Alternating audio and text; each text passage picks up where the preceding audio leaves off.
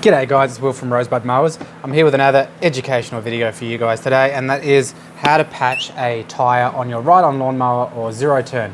Now, it doesn't really matter if you've got a puncture in the front or rear, or if it's on a zero turn or a ride-on mower. The basic principles remain the same. Now, I thought I was going to be really smart ahead of time and find the leaks in this tyre, and then I accidentally pulled the prickle out and now it's leaking.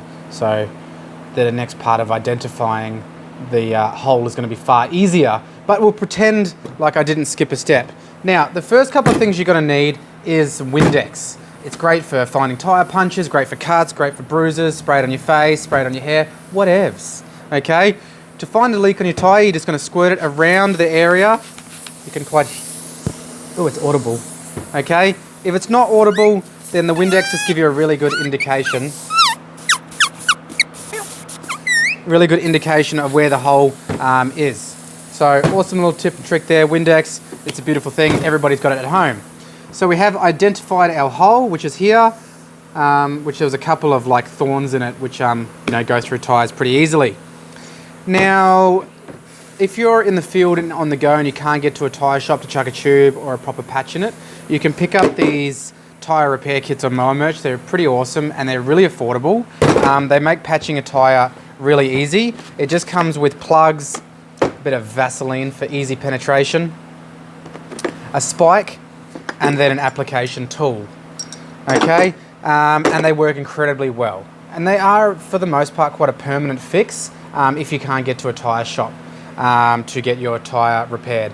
Now, obviously there is, these aren't going to be for every application. If you get a big gash in a sidewall of your tyre, then you can't just put 75,000 of them in a hole and expect it to fix it. But for little thorns like the one in this tyre, it's perfect. So first of all, we'll chuck this to the side and we're just going to set up our little bung.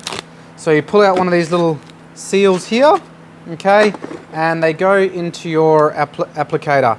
They are a little bit difficult to get in and they're quite sticky icky. So they go in. I really struggle to get things into small holes lately. Okay, sometimes it helps if you've got a pair of pliers just to help pull it through to the other side. And just watch me absolutely struggle with this. Come on! Come on! Alright, pull it through until you get to about the halfway point is perfect. Okay? Once you've got that set up, pop it to the side, grab your spike. Lube it up, baby.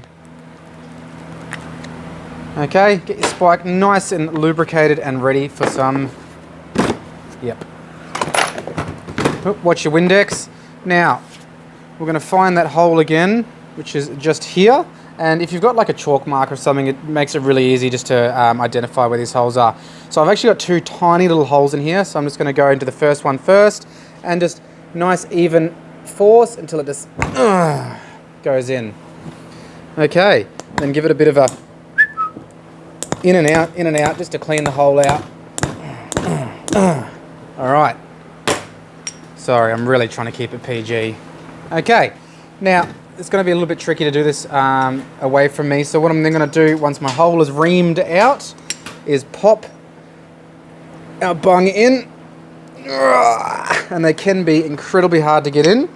Sometimes filling your tyre with air does help too. Oh, maybe I didn't ream it out enough.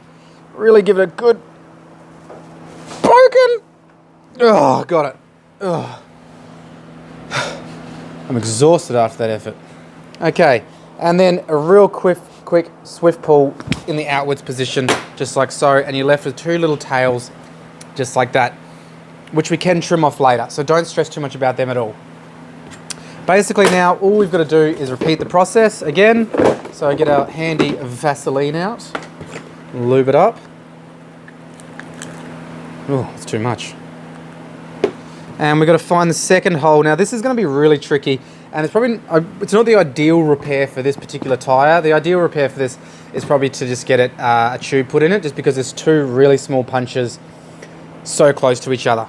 So what I'm going to do now is find that second hole, which is right next to it, and I'm just going to prick it through like so. And again, just what I thought was going to happen.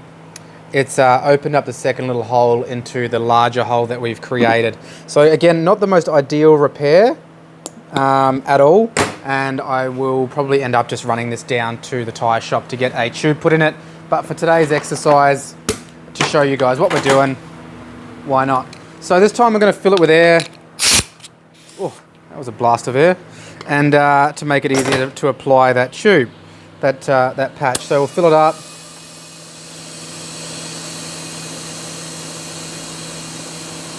There you go, a bit of extra air just to make it easier while it leaks out. Man, I've got stuff going on everywhere today. All right, give us a sec. I'll be right with you. I'm going to get myself organised and I'll be right back once this is all ready to go. Alrighty guys, so we're back. We've done in total 3 patches on this tyre. Again, not the ideal repair for something like this. You know, I don't mind just doing one sort of in a area, but we did have 2 little punches really close together, which ended up opening up. But as you can see, they are quite tidy once you clip off the top.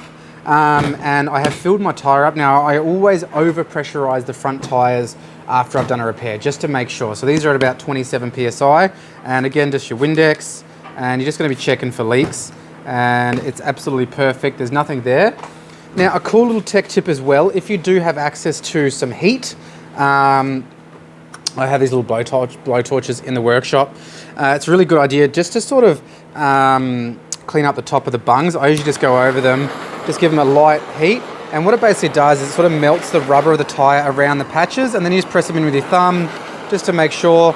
And it just gives us that guaranteed seal, and I find it works really well, and it sort of makes the patches go down nice and flat and flares or mushrooms the tops out. And then as you can see, there is absolutely no air leaking out. And this is, you know, somewhat of a permanent repair until you get to a tyre shop. Honestly, a lot of guys just run these until they need to replace their tyre in total. Now, what is a better solution for tyres, especially the front tyres on a 0 turn? I don't know if a lot of you guys know this, but on forklifts, they solid fill the tyres. We can actually do the same thing with ride-on tyres or 0 turn tyres. Okay, it's called polyurethane filling. We do it with all of our 0 turns that come through the workshop because it's just amazing to not ever have punctures in the front of your 0 turn again. So if you're looking for someone to get you, or somewhere to get your tyres filled, hit up your local forklift joint and find out who fills their tyres. So we use a company called Tyre Fill in Dandenong South, and it costs about $100. So absolutely bugger all to get your tyres polyurethane filled. So again, just look up your local tyre fill place or your forklift tyre fill place in your local town and area, and then you'll never have punches again. But as you can see, man, it's a really nice, neat finish. You know, you wouldn't even know that we've just put 2 punches or 2 repairs in it.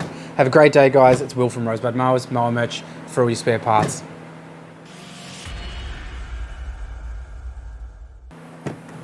Oh my God, have we got another one somewhere? What? Where did another one come from? Man.